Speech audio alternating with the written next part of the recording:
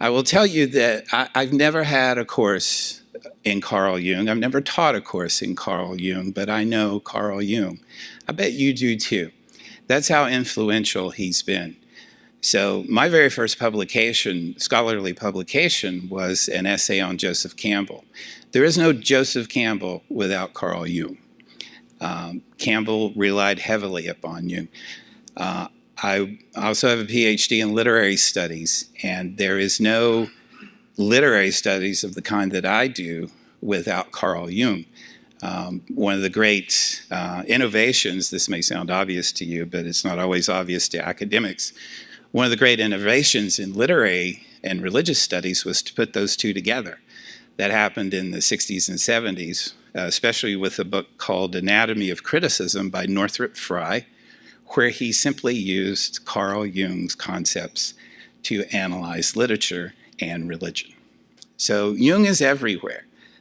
He's here. I don't think this institution would exist without Carl Jung's influence. We're not clear, but I have heard people say that there was correspondence between Manly Hall and Carl Jung, especially in regard to the Red Book and images, but we're not sure about that. We'll keep looking. He was born in Switzerland. His dates are 1875 to 1961. He was the son of clergy and Protestant clergy. He was the only son. He was the eldest child with one much younger sister. His father was a pastor in the Swiss Reformed Church. So like Kierkegaard, we're dealing with Protestant Christianity here, kind of at its full flower. His mother, too, came from a family of clergymen. And he was always, like Kierkegaard, like Freud, like a lot of these people, he was always a weird dude, apparently. Very focused on dreams in his inner life, even as a child. And Jung was, well, you're going to see so many differences from Freud. One of them is that he practiced his theory and his concepts on himself more so than Freud did, I think. And you'll see what that produced, which was amazing and kind of terrifying. He was conversant with intellectual history. He knew everyone in the intellectual tradition: Goethe, Kant, Schopenhauer, Meister Eckhart. One of the great advantages, I think, that Jung had was he did not dismiss religion. In fact, he actively sought it out for its insights into wisdom. Freud, of course, thinks religion is another neurosis, a massive neurosis. The Future of an Illusion is one of his famous books. He was also interdisciplinary. So while Freud saw himself as a scientist, even a physicist in some ways, because he's working with energies and that was his early influence, he always saw himself as a scientist, a doctor, even though he told a great story, Freud did. Jung is not so constrained. He too thinks of himself as a scientist, but he really is, as you'll see, an interdisciplinarian. He's going to look everywhere for insight into the human psyche. And you know, that's kind of our model here too. We'll look anywhere for wisdom. We'll seek it and cultivate it anywhere we can find it. It doesn't matter what discipline it is or where it appears on the globe or when or from whom. All right. He was married to Emma Rauschenbach in 1902, and they had 5 children. Jung goes to Paris to study with the French psychologist Pierre Genet, and that was influential upon him. So there is this kind of fathering that happens with both Freud and Jung. He collaborates with Franz Ricklin on this word association experiment, and that's going to be incredibly important for Jung. You may remember the word association practice from Freud. And the idea here is to allow the unconscious to come through, to kind of trick the ego into being off guard so that the unconscious can come through. And that's what word association is. Jung studied schizophrenics, which I think is really interesting. I spent some time working at a community mental health center in my youth, and frankly, I think that affected me quite a bit in my teaching and scholarship, actually. I would spend 4 hours a day with a group of schizophrenics and bipolar people and et cetera. And it always amazed me that the ideations they had were so often religious. They were, in fact, apocalyptic, usually. And you could almost take their hallucinations and compare them to the book of Revelation. I just was always struck by that, and I think Jung was too. And so he recognized when he saw these hallucinations, these figures that the schizophrenics had that he was working with, he recognized the symbols, and he's like, well, this is not, this is a certain set of symbols. This is not just any kind of symbol. This is a collection of symbols, and he saw that early on. Apparently, his early work on word association was used in a lie detector, the invention of the lie detector. I didn't know that. Again, you're going to see that Jung has influenced so much of things we kind of take for granted in our psychological discourse and experience. All right.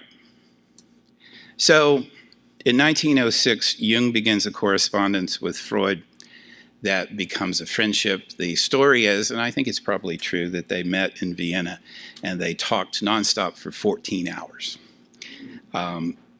They came from very different backgrounds. Freud was, of course, Jewish, and Jung, Protestant Christian. They were not in the same generation, really, but they were very much interested in this new thing called psychology, the study of the inner life.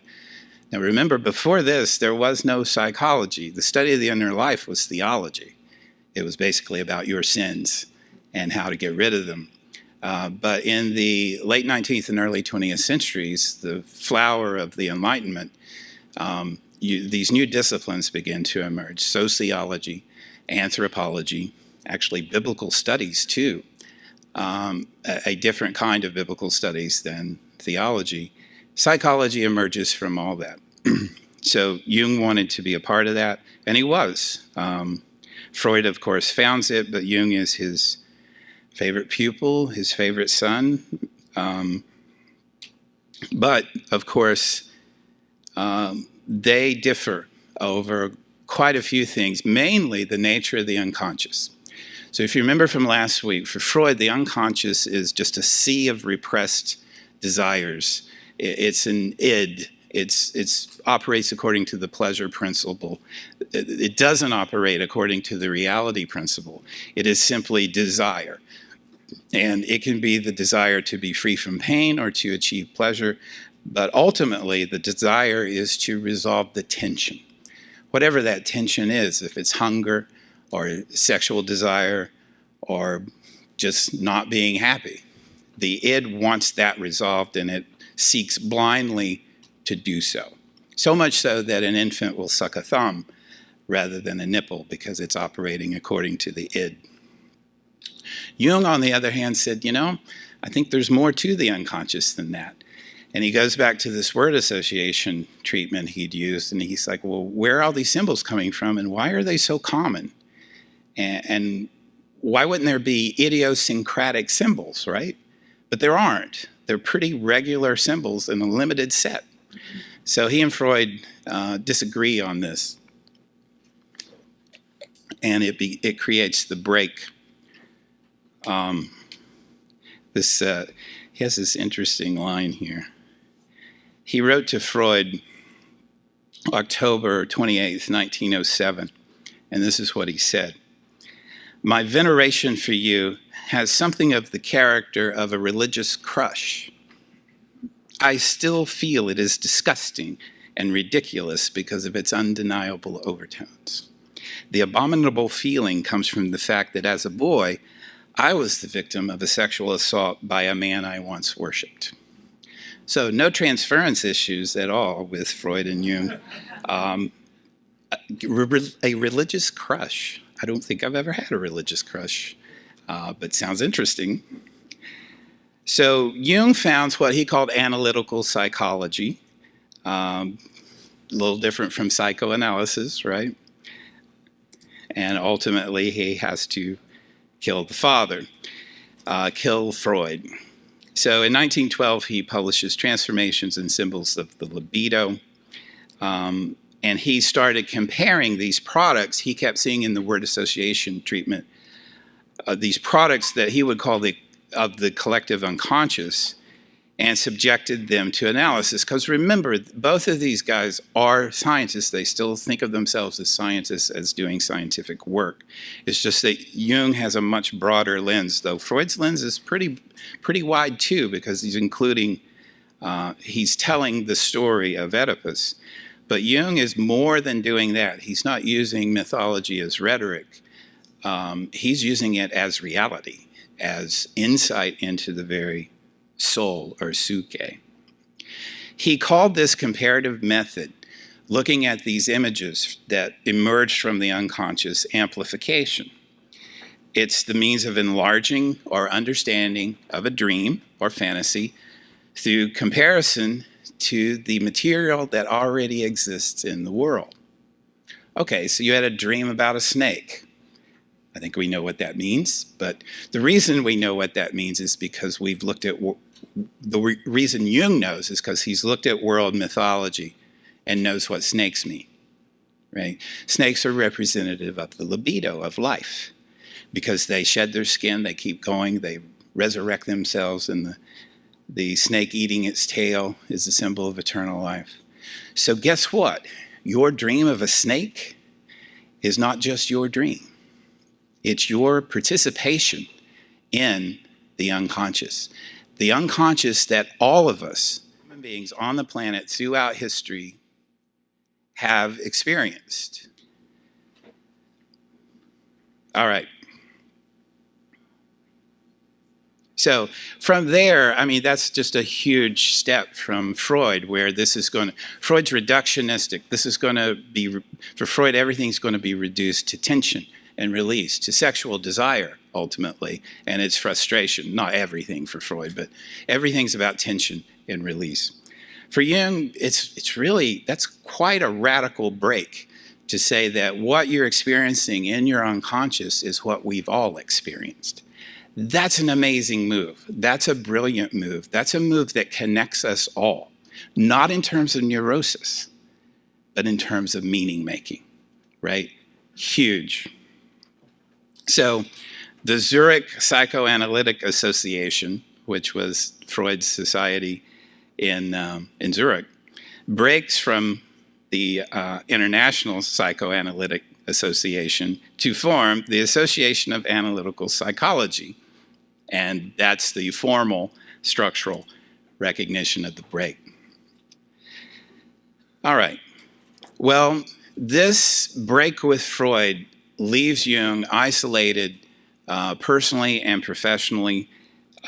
It involves for him a great turning inward, which he called the confrontation with the unconscious. So again, this is why this person is so interesting. So he develops this theory in concert with his mentor, his father figure, on whom he had a religious crush, and he is now abandoned by this father figure because of his insights, because of his pursuit of the truth and his conclusions. And now he is cut off, left alone, isolated professionally, because remember, there's no other kind of psychology at work here. There is only psychoanalysis. All the other things haven't developed. They're in their nascent form with Adler and some of the others. But it's psychoanalysis and it's Freud. And if you break with Freud, you're nowhere. And he was nowhere. So again, he calls it the confrontation with the unconscious. And he just turns in and explores his own psyche. He tries to discover himself through the myths, the archetypes that he sees, the symbols that he sees in the unconscious. And in fact, he made a commentary on the modern world through this. You know why? Because he couldn't find it anywhere else. And so there was no other myth to turn to. There was no other story he could find that told a story about himself. Now, I can imagine why he didn't choose the Christian story, given his experience growing up. Perhaps he was too familiar with it. Perhaps it was too traumatic for him. But he needed a new story, and there wasn't one. And he would later say that the modern world was disenchanted, had disenchanted nature. There was nothing in nature that we didn't know anymore or have experienced. And I don't know if you've ever kind of come to that realization where there's really nowhere on earth that human beings haven't been. And so there's no more exploration. There's no place to really get away. There's no experiences maybe that haven't already been had.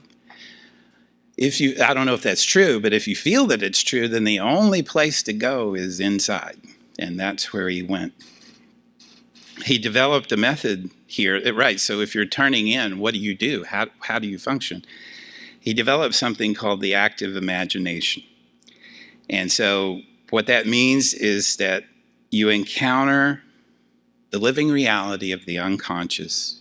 You bypass everything but that. And you have a dialogue with these forms, with these ancient symbols. You have a dialogue to determine who you are, to find your orientation. Determining who you are is not really in the picture at the beginning. You're just trying to orient yourself in the world. You need a map. Well, Jung believed there was a map. There were symbols that had been used and that actually existed within our unconscious, and that we could tap into that and kind of find our way, and he did. That's what he did. And so, of course, he interpreted his own dreams, but also he fantasized about different places and things. And it was a deep, deep personal interrogation. And what it produced was this, the Red Book, which we're going to come back to and talk about later. But that's the result. All right, so after this, and once he begins seeing patients again, what does he find? He finds that this works, that human beings, counter to Father Freud, are not neurotic creatures seeking only to release tension, that they're actually meaning-making creatures who seek meaning, who seek ultimately some kind of wholeness. Right? It doesn't have to be an absolute wholeness. That's philosophy. He's not doing philosophy. He's talking about a psychic wholeness, a sense of fulfillment, a sense of, okay, I kind of see who I am and my place here on the planet. How do you do that? You use mythology, religion, anthropology. He used alchemy, right? Now, there is a tradition of scientists using alchemy in the Renaissance. But since then, during the Enlightenment, this was something that should be dismissed. We don't do alchemy. Look at those silly people trying to turn lead into gold. Of course, that's a very reductionistic understanding of alchemy. Alchemy is about transformation. Well, that's a perfect source for Jung at this time, because he was transforming himself, and he wanted to learn to transform his patients, or help them, thank you, Frank, help them transform themselves. So yeah, we're living in a world of hyper-rationalism, Jung said, of a nature that's been disenchanted. We have to turn inside. What's it like inside? What's our interior life like? By the way, the same thing's happening in British literary modernism at the same time. Is World War I happens. Remember, it's the pinnacle of the Enlightenment. We are awesome. Human beings are awesome. We got all this figured out. I'm talking about 1914. We got our technology. We got all the technology we need in 1914. And yeah, we're really the pinnacle of the human race. Aren't we awesome? You know what? What should we do now that we're at the top? Let's study primitive people. And let's see where we came from. let's study these poor tribal people. And you know what? Then we can get to measure even more how far we've come. And then what happens in 1914 is the greatest, most horrific war we've ever had in terms of human misery, and that's World War I. So there's your nice little evolutionary paradigm shattered at your feet. What do? You turn inward. And this is the British modernists. There's actually some great British poetry about this. Virginia Woolf, James Joyce, Yeats, who are turning now inward. And read a Virginia Woolf novel. It's not really about the world. It's about the interior world. It's about the stream of consciousness. Anyway, sorry, but I find that interesting that Jung kind of parallels this historical development in intellectual history. He's right there and contributes to it. So he calls, so we're living in a failed myth. We talked about this some in our Meanings of America discussions. What does it mean to be living in a failed myth? T.S. Eliot wrote about this in The Wasteland. You know, these fragments, he says, I shore up against my ruins. Sorry, I didn't mean for this to be a literature class, but I think it applies. I think Jung would think it applies. What do you do when you're living in a failed myth? Well, you must individuate. You must determine who you are. You must undertake this inner process that propels you toward wholeness. Now, you can be J. Alfred Prufrock and say, oh, you know, the women come and go, speaking of Michelangelo, do I dare eat a peach? Or you can get busy. You can get to work, you know, finding out who you are, moving yourself toward wholeness. And that's what Jung did. You're moving yourself toward, the process of individuation ends with the self, which is the greatest archetype. We're going to come back to all this. So what's the psyche? Let's start with the big category. What's the psyche for Jung? By the way, from now on, I'm going to be giving you images from the Red Book. And then I'm going to talk about the Red Book at the very end, so I don't want you to think I skipped over that. The Greek word psyche is psyche or soul. It does not mean for Jung mind. It means something fuller, more complete than that. And so he says, by psyche, I understand the totality of all psychic processes, conscious as well as unconscious. So we use the term psyche rather than mind, since mind is used in common parlance to refer to the aspects of mental functioning which are conscious. Jung maintained that the psyche is a self-regulating system like the body. So again, it's very organic. Remember, Freud's paradigm is the cosmos. It's physics. It's the first and second law of thermodynamics and the transfer of energy. Jung's is the body.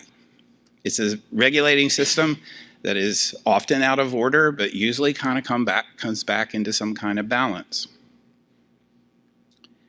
All right. And for Jung, we can separate the psyche into parts as long as we don't take that too reductionistically. And again, this is where he differs from Freud. All right. The ego. What's the ego? The ego is similar to what Freud said it was. It operates pretty much according to the reality principle. It's the center of the field of consciousness, so your awareness. It's the part of the psyche where our awareness resides, our sense of identity, existence. That part is a kind of command center. Maybe it's the operating system. I'm not sure that's the right metaphor, operating system. Because it's too conscious, it's too aware. It organizes everything, right? So you have a feeling and you go, oh, yeah, I had that feeling before, that was about that. That's the ego. The ego is like Psyche doing the sorting. Remember the story of Psyche where she has to sort all those seeds and stuff? That's the ego.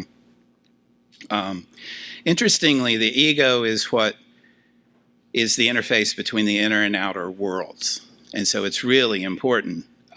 It it guides how we relate to each other and to the exterior world, but it also is aware and connected to the unconscious. Extroversion and introversion are kind of replace Freud's stages, oral, anal, genital, latent stage. It's really, for Jung, just about extroversion or introversion. Are you at the moment looking inward more? Are you more engaging with the world? And we're going to talk about his own stages here in a little bit. Some of these people seem to hang on to this orientation in the world. I think you probably relate to that. Some people are more extroverted, some more introverted. I was always introverted. I was a weird little kid, but then I became extroverted. So I guess I'll take that up with my therapist. One of the scholars called it the I. It's what you see, right? The ego is what you see. So right now there's a whole world happening behind me that I can't see and out there. That's not part of my ego. My ego is what I can process, right? Which means, yeah, there's a whole lot going on that my ego can't deal with, but other things will come into view, and then my ego will deal with it. So another thing you see in Jung is a very dynamic theory. You're not frozen into one function, your psyche. So he says there are 4 functions to the ego. Thinking, feeling, sensation, and intuition. Thinking, feeling, sensation, and intuition. And he says in any one individual, one of these is more dominant or superior, more highly developed, because you use it more. And each of these operate in terms of those greater orientations of introversion and extroversion. So if you're a thinking person who's an introvert, that works really well for you, right? Because what else are you going to do? You're not going to be outgoing, so you sit and think. Anyway, these interact in interesting ways. The personal unconscious. Jung says this: everything of which I know, but of which I am not at the moment thinking. Everything of which I was once conscious, but now have forgotten. Everything perceived by my senses, but not noticed by my conscious mind. Everything which involuntarily and without paying attention to, I feel, think, remember, want, or do. All the future things which are taking shape in me, this is really interesting, all the future things which are taking shape in me and will sometime come to consciousness, all this is the content of the personal unconscious. Besides these, we must include all more or less intentional repressions of painful thought and feelings, and I call all this the personal unconscious, he says.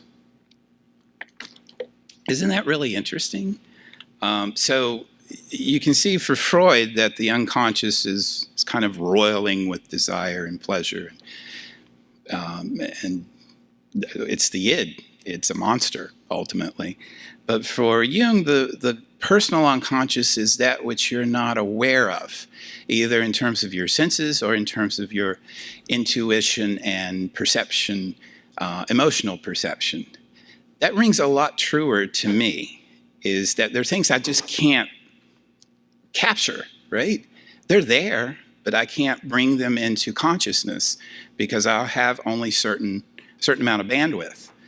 And so they're still there, but, and they'll come in or not. And certainly there are repressed things that are there. But yeah, it's a much more benign personal unconscious that Jung has. And I really like the notion that the future is in there, because that rings true for me too. There are things that I have seen that develop in me, and I go, oh, that started way back then, or the other day. that new element, that new insight, that new aspect of my personality, I can see that being born back then, and it's only now come into existence. That's really cool, and again, rings true for me. Complexes are interesting. These are basically themes in the personal unconscious, okay? So remember, we're still at the personal unconscious. We've not moved into that deeper, more profound collective unconscious. The personal unconscious is really about that word association, experiment and treatment that he did again. There's just things that are just out of your awareness, but they're there. And just a shift in perspective, it might be schizophrenia that breaks them loose. It might be a dream, something else. It's that feeling, he called them feeling toned complexes because they're shot through with emotion. They're not just benign, they're not flat, they're rounded, active, charged themes in the unconscious, personal unconscious. They're determined by experience, but also your reaction to the experience. And that's consistent with Freud as well. It's not just having the experience, it's your reaction to the experience. And I think that's probably true broadly too. It has a tendency to behave independently or autonomously. So I'm sure you've experienced this, where you say something or do something, you go, where did that come from? You have a complex. That's okay. We all have them. They're not necessarily bad. When you say you were feeling beside yourself, or like I said, you don't know where that came from, I don't know what came over me, that's a complex. Yeah. Complexes have their roots. The roots go down into the collective unconscious. And they're tinged with archetypal contents. All right, so let me give you this quote from Jung that I really like. Reality sees to it, Jung says, that the peaceful cycle of egocentric ideas is constantly interrupted by ideas with a strong feeling tone, that is, by affects. A situation threatening danger pushes aside the tranquil play of ideas and puts in their place a complex of other ideas with a very strong feeling tone. The new complex then crowds everything else into the background. For the time being, it is the most distinct because it totally inhibits all other ideas. It permits only those egocentric ideas to exist which fit its situation. And under certain conditions, it can suppress to the point of complete momentary unconsciousness all ideas that run counter to it. This is when you get in a fight with your lover, right, or your friend, or a guy on the 10. You kind of lose yourself, right? Something takes over for you, and you're momentarily unconscious. It now possesses the strongest attention tone, he says. All right, let's get to the collective unconscious. Collective unconscious is a common pool of understanding among all of us. Again, that in itself is so incredibly radical, I don't think you can overstate it. We are connected, and we are connected at the deepest possible level.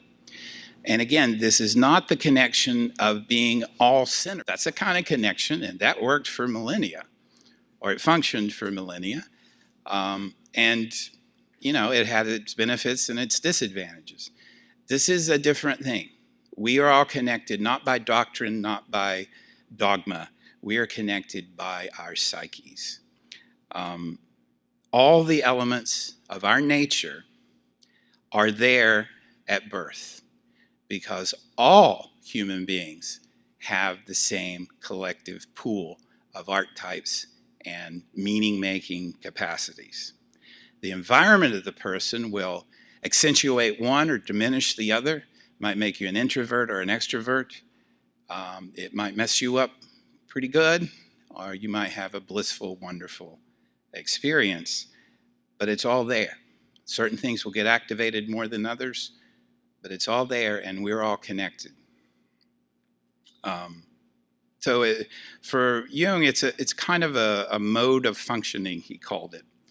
He says the term, and this is where the archetypes lie, I should say that, by the way, in the collective unconscious. And he says Oh, right. What struck Freud, sorry, it's a Freudian slip. What struck Jung in his work with schizophrenics was that in the word association thing, there were symbols that emerged from the treatment that the person suffering from schizophrenia had no connection to. Like, maybe it was a snake, and this person lived where there were never snakes and had never seen a snake, never experienced. Why is a snake showing up, right? And that led Jung to theorize that maybe there's an archetype in the collective unconscious that we all share. And so he says, the term archetype is not meant to denote an inherited idea. This is what, too, I think is so genius. He's not telling you what the meaning of the archetype is. He's telling you that there's a form whose meaning you will fill, but rather an inherited mode of functioning, right? Corresponding to the inborn way in which the chick emerges from the egg, the bird builds its nest, a certain kind of wasp stings the motor ganglion of the caterpillar, and eels find their way to the Bermudas. In other words, it is a pattern of behavior, right? So different from what we'd been used to for millennia, or even going back to Plato, where remember we have these forms, and we used to exist in the forms, and we kind of forgot them, and that's what we carry around. It's so different from Christian or Muslim theology, where there's this external reality that is a creator force and weighs down on us and expects things from us. No, this is inside us already, and it's inside everyone formally in the same way, not in terms of content, but in terms of the pattern of behavior. Sorry, I interrupted Jung here. This aspect of the archetype, the purely biological one, is the proper concern of scientific psychology. So this is the amazing thing, right? We are predisposed, according to Jung, to meaning. We don't have to think that. There's good evidence that we shouldn't think that we are not predisposed to meaning, that we are predisposed to chaos, that we are predisposed to selfishness, that all that keeps our selfishness in check is other people's selfishness. We call this capitalism, by the way. We don't have to think this way. But for Jung, and for the people who followed him, like Campbell, we're predisposed to making meaning. And it's not a cynical, illusory thing. It's a meaningful thing, this process of making meaning. I find that incredible. Freud would say it's a wish fulfillment. Fine, it's a good wish. And Jung helped us think through it. The self, as I said, is the sum of the psyche. It's the completion that we seek. It's that drive toward wholeness and fulfillment. It's the end result of the process of individuation. Often you will see in studies on Jung or textbooks on Jung that the ego is the dot, the self is the circle. So you've got this nice mandala eye figure, right, where the ego is the little self, and the ego works to expand the person into the full self with a capital S. And of course, the mandala is the great symbol of that. Persona. I love this. He's so brilliant, right? And those of you who are actors will know this, that one of the ways to be true is to lie. One of the ways to find yourself is to put on a mask, because things can emerge from a mask that won't emerge otherwise. He said, Jung said, the persona is a kind of mask designed on the one hand to make a definite impression upon others, and on the other hand to conceal the true nature of the individual. This is actually an old notion, goes all the way back to the Odyssey, where with the veil appears often in the Odyssey, and Muslim women actually have written about this, how the veil is kind of freeing because it presents an aspect to the world that is not them, and so they get to keep that for themselves. There are other less happy interpretations of that. But yes, it's the face we present to each other that we present to the world. So the person speaking to you now, if one of my high school friends were here right now, he'd be like, dude, what happened to you? Right? Who are you? Exactly. Who are you? Well, right now, I'm lecturing on Jung. And so I'm going to give you a certain persona. That's fine. That's good. That's necessary. There was a great book in the 60s called The Presentation of the Self in Everyday Life that was a sociological text that used dramaturgy as a kind of theory of how we present to each other. We're all actors, right? We're presenting personas to each other to interact with. And so the person here who's talking, who goes to the grocery store or to Lassen's is not that same person. And the person who goes home tonight, I mean, I'm not going to still be lecturing on Freud when I go home tonight, Jung, when I go home tonight. Although I used to do that. Apparently, when I get in fights with some people, they would say, oh, God, you're in your lecture mode. So, yeah, sorry about that. The persona arises, Jung says, for reasons of adaptation or personal convenience. If you have certain masks you put on in certain situations, that's a persona. It's necessary, it's healthy, until and unless you take that persona as yourself. If you think that's who you are, and that's all of who you are, then you're in trouble, according to Jung. Think of, I don't know, let's say a celebrity. We're here in Los Angeles. Think of a celebrity, Kanye, who becomes too involved with himself. You're not here, are you, Conway? Kanye. Hey, Conway. That's another musician. I got Freudian slips all over the place. The celebrity believes her own press, right? Institutions believe their own press. Then you're in trouble, right? Because you have reduced yourself to a mask. You have reduced yourself to a persona that you're putting out in the world just to navigate the world. It's not you. Sure, it's fine and healthy as long as you have the rest of the self, right? As long as you're individuating, as long as you're integrating the other parts of yourself, including the shadow, by the way, which we're going to come to. Otherwise, you become one-dimensional, flat. You become an asshole, basically. What can happen, according to Jung, is if you live according to your persona and that persona dissolves, and it will, it always does, then you are in deep trouble because now you have been cultivating this mask that is a false mask, and you have not been individuating, you have not been integrating, and you have nothing left. But that's okay too, because this is what came out of Jung, having nothing left. It's okay as long as you keep moving.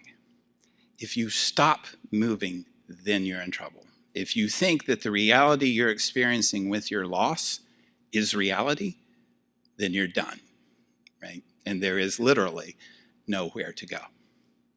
All right.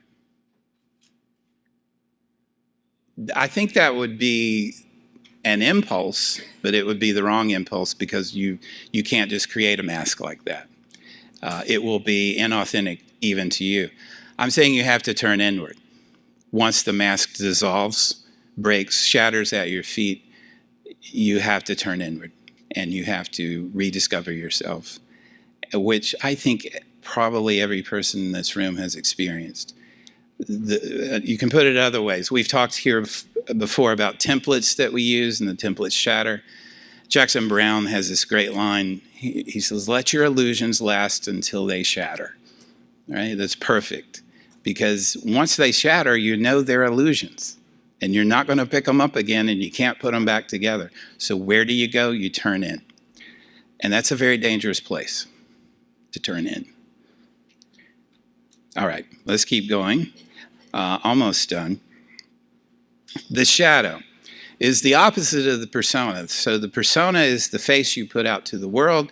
You want to interact with the world. You want it to be okay, and so you hide certain aspects of yourself, and you perform other aspects that you know are going to be socially acceptable, or in some cases socially unacceptable. Kanye. Jung said, Anelia Jaffe, Jungian therapist, said, the shadow's the sum of all the personal and collective psychic elements, which because of their incompatibility with the conscious attitude are denied expression. So again, this is not necessarily evil, it's just, it can be, but it's what's hidden. It's what you don't want revealed to the world or to yourself. To the world or to yourself. Jung famously said, where there is light, there must be shadow. And that is, again, a perfect illustration of Jung, is because he's seeking wholeness and he's not trying to be reductionistic. On the contrary, he's trying to be expansive in his understanding of the psyche, the human psyche. And so there's a balance there. If you don't have a shadow for some reason, you're going to be flat, uninteresting, uncreative, I would even say, and Jung would even say. Also, if you're not in touch with your shadow, again, I think this is genius. What Jung said is, if you don't recognize your shadow, you'll recognize it in other people, right? And so we have classic Freudian projection here, but this is now Jungian projection. I don't see my shadow. Oh, it's in you. And you. Why? Dude, deal with your shadow, man, right? And you can go right from there to Matthew chapter 5. Don't judge anyone until you get the speck out of your own eye, right? Yeah, they use, a lot of theorists like to use Stevenson's Dr. Jekyll and Mr. Hyde as the example of the shadow. I think that's a little too dramatic, actually, because the two are not aware of each other. We are aware of our shadow. We know it's there, and we can make efforts to recognize it. Jung says this, one does not become enlightened by imagining figures of light, but by making the darkness conscious. The latter procedure, however, is disagreeable and therefore not popular. I don't know that we need any other sentence than that to get by in the world. We do not become enlightened by imagining figures of light, but by making the darkness conscious. Anima and animus, we talk like this in here all the time. We wouldn't be talking like this except for Jung. Sexual archetypes, which of course are not biologically based, they're mythologically based. Part of the psyche. Anima is the female aspect of men. Animus is the male aspect of women. I think you know this. You cannot live with those out of balance. Out of balance doesn't necessarily mean, or imbalance doesn't necessarily mean 50-50, but again for Jung, it's whether you acknowledge it and integrate it. So men, I think it's time's up for us. I think we have to integrate the anima. I think it's time. Women, I don't know, I'll let you speak to that, but I have a sense you might have been integrating it all along. I don't know if you've had a choice, given the history of Western culture, but maybe you can speak to that in the discussion. So here's Jung's kind of stages along life's way for women and men. Eve, Helen, Mary, Sophia, kind of cool. And then it's less interesting for the men. Athlete, hero, professor, spirit guide. All right, so I'm a professor. It looks like I'm pretty close to death, but that's okay. So Eve is the mother of all living. That's what her name means. I think you recognize that. And so it's the woman as creatrix, right? Helen. Who knows what Helen he's talking about? Helen of Troy, right? Beauty, worldly success, self-reliance even, insight, intellect, not necessarily virtuous, powerful. Mary, of course, named after Jesus' mother. So this is women becoming virtuous by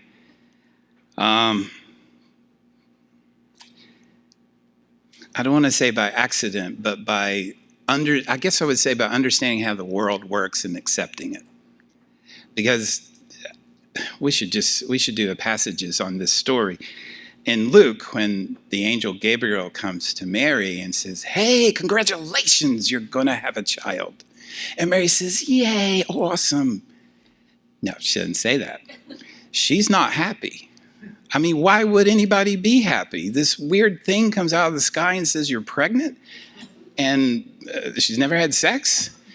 It's a great line in Luke, who was a great writer, who said, Mary took all these things and pondered them in her heart.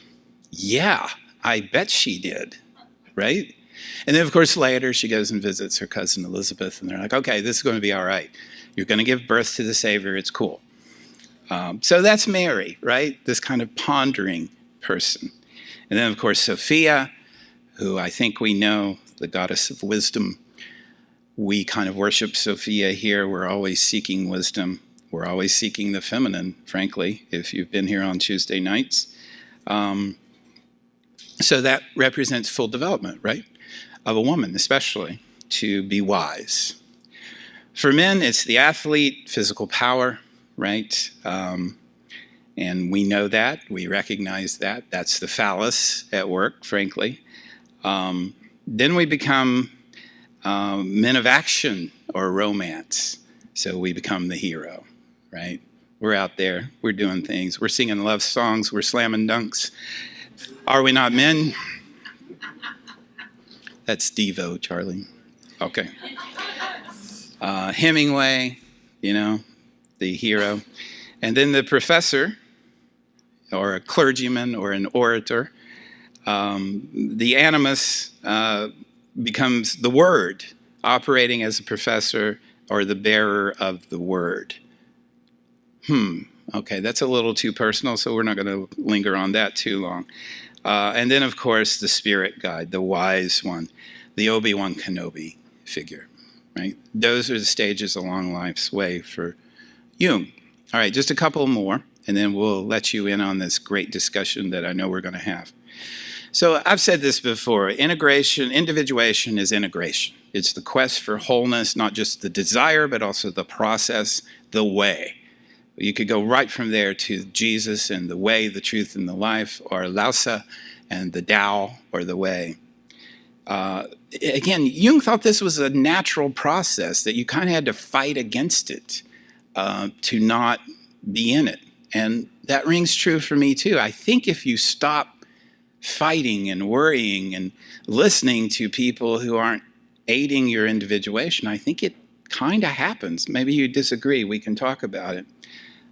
So especially important in individuation and integration is the shadow, the animus or the anima, and the wise person.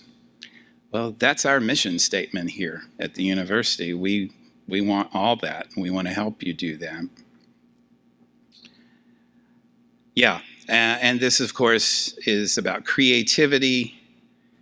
Yes, I had a couple of quotes, from Jung here. I always want you to hear the voice of the person we're talking about. The difference between the natural individuation process, wrote Jung, which runs its course unconsciously, and the one which is consciously realized is tremendous.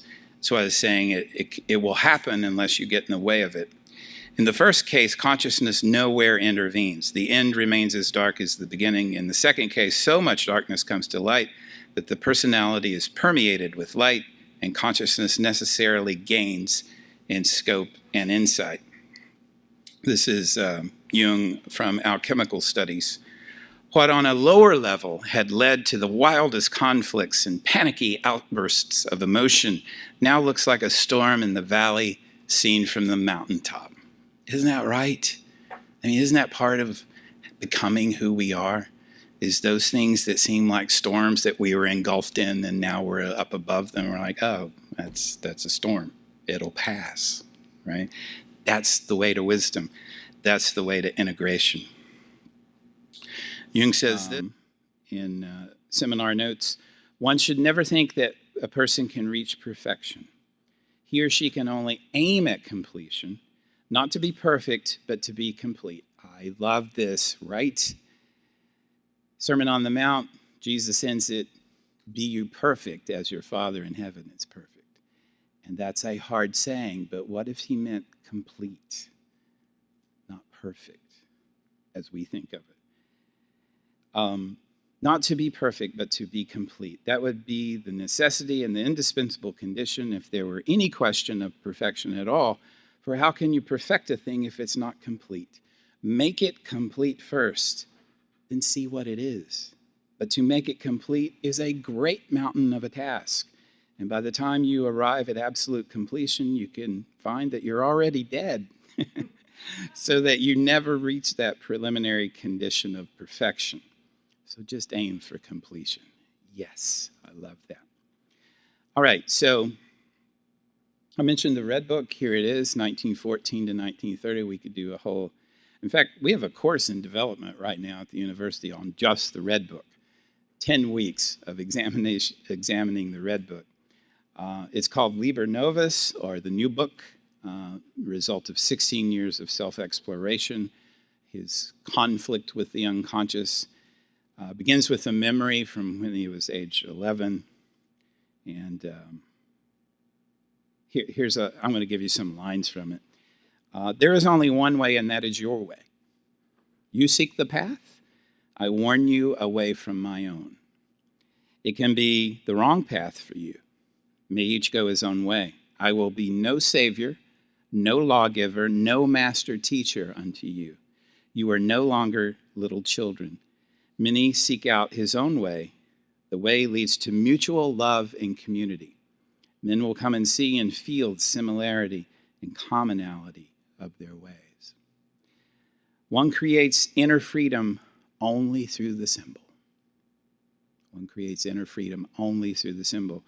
Although I am not, this is from the Red Book, although I'm not the Son of God myself, I represent him nevertheless as one who was a mother to the God, and one, therefore, to whom, in the name of God, the freedom of the binding and loosing has been given. The binding and loosing take place in me.